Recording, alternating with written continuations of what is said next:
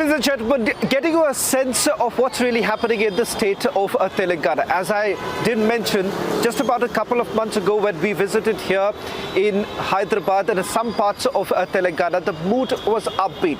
Perhaps the BRS could have bucked the anti-incumbency trend. But what has really changed over the last 3 to 4 months, and why exactly is the Congress now being seen in a pole position in the state of Telangana? Remember, as far as KCR is concerned, several welfare schemes were actually brought into the picture, and that is exactly why the BRS has been saying that that perhaps could actually result in a situation where they would have got much more seats when they got in the last elections. Remember, through the election campaigning, so much so statements were essentially made by top leaders of the BRS that there is a possibility that some members of the Congress party, or for that matter even the BJP, could lose their security deposit. But if you simply go by the exit numbers, it does appear that the Congress is the favored party here. Something that the BRS says is completely wrong, and on the counting day, the real picture would be out, that the people of Telangana are still with the BRS. If the Congress really comes to power, important to point out here is that after the creation of the state of Telangana, the Congress has never come to power. Importantly, remember, when the state was actually created, it was the Congress which was in power at the center. But despite that, the Congress never gained the foothold. The man leading the charge for the Congress party is none other than Revant Reddy, a low-key profile, a person with an RSS background coming from the TDP, has actually been able to change the fortune of the Congress party. On the other hand, it is KCR's son, KTR, a minister in his government, who was leading the campaigning for the BRS. And what really has happened to the Bharatiya Janata Party? You've had the top leadership, including the Prime Minister, campaigning extensively in the state of Telangana. So much so, BJP insiders indicate that the numbers are certainly going to go up than what they had witnessed in the last elections. Would that truly mean bringing in the Bharatiya Janata Party to the state of Telangana? Take a look at this report, which gives you a sense of the numbers that are in favor of the Congress party. What has really changed for the Congress party? What hasn't really worked for the BRS? All this and much more in this edition of This Is Exclusive. But first, take a look at this report. The exit polls conducted on Thursday indicated a closely contested battle between the Congress and the BRS in Telangana, with a slight edge to Congress. Telangana के numbers जरा एक बार जरा बता देते हैं। Screen पर है हमारे नंबर्स। बीजेपी के वोट परसेंट 10.8% है सर। बीआरएस का 41.6% वोट शेयर अभी भी है। कांग्रेस का 43.3% वोट शेयर और एमआईएम का 2.4% का ये वोट शेयर है। सीटों में कैसे तब्दील हो रहा है अभिषेक, ये जरा आप बता दीजिए, क्योंकि स्क्रीन पर है अभी। बिल्कुल, देखें सीट शेयर के हिसाब से अगर आप जाएं तो बीजेपी को 4 से 9 सीट मिलती हैं। मैं अपनी स्क्रीन पे आंकड़े देख रहा हूं। बीआरएस को 46 से 56 सीट मिलती हैं और कांग्रेस पार्टी 58 से 68 सीट जीतती है। यानी बहुमत के आसपास, कभी नीचे भी जा सकता है, ऊपर भी जा सकता है।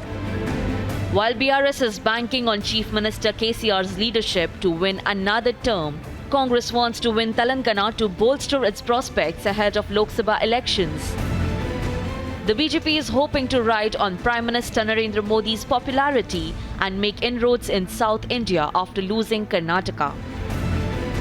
The electoral landscape promises a three-way clash involving the well-established BRS, a resurgent Congress, and a determined BJP.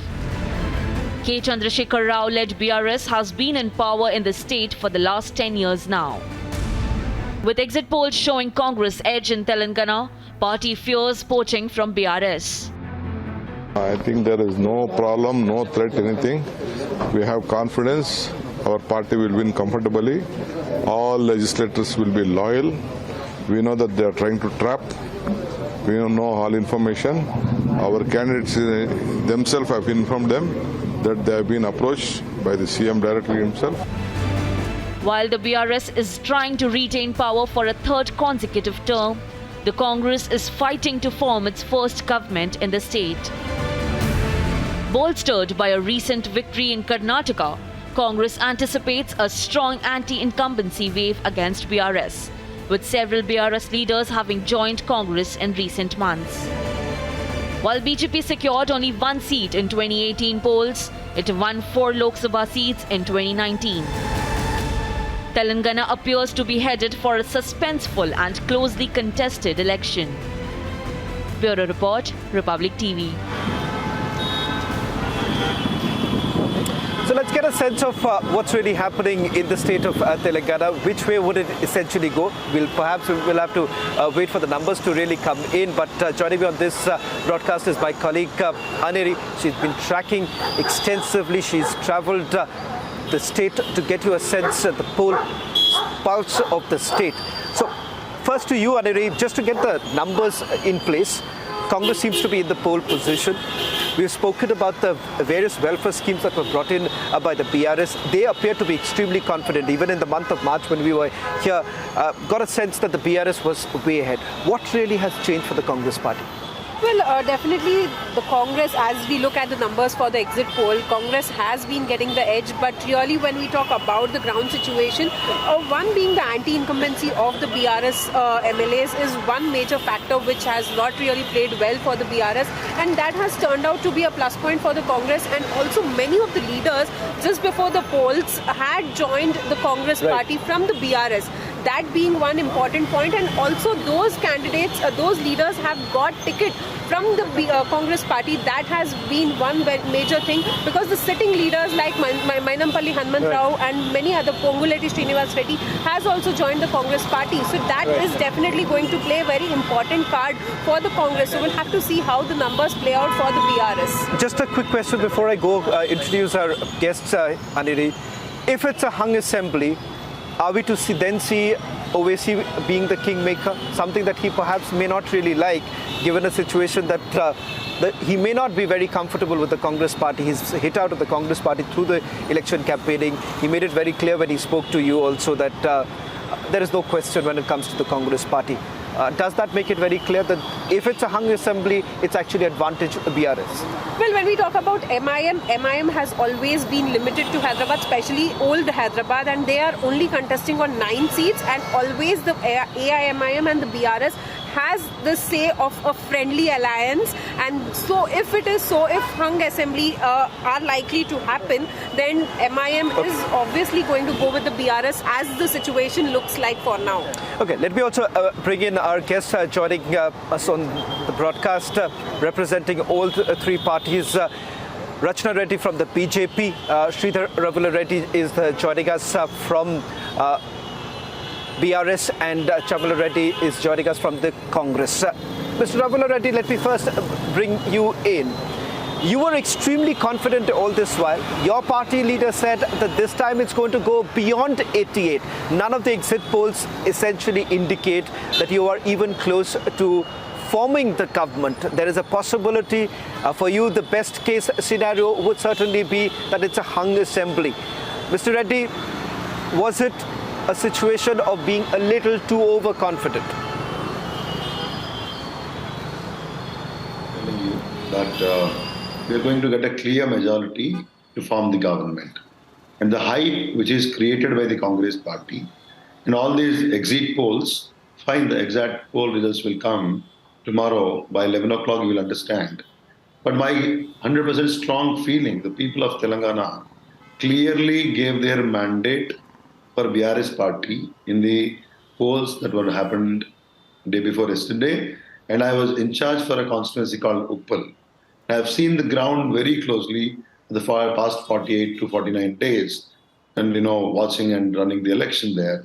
And all the beneficiaries and all the public of various sections, especially women and youth, also are equally for BRS party, and the development which was done in the past 9.5 years, and the welfare which was implemented for the sections who deserve that, rather who need the government support.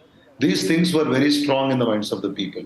The fake guarantees or the campaign, high decibel campaign by the Congress party by bringing in Karnataka and national leaders has not given any great result. had it been the fact that the impact of the Congress leaders or BJP or for that matter, the things would have been totally different. The numbers would have not been that close as you are predicting. We would have, been totally different. And how we have achieved in 2018. So even today, I can tell you very clearly with the 100% confidence, we are going to form the government for the consecutive third time. I am not saying just for the sake of saying. We have the numbers and we have our own analysis and we are clear where from we are going to get the support.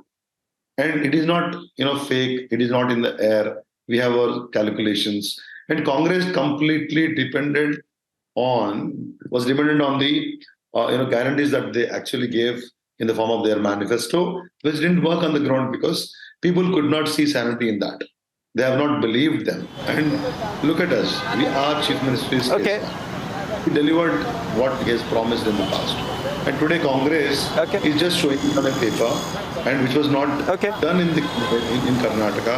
And none of their states, But you ought to admit, Sridhar Reddy, you ought to admit one thing.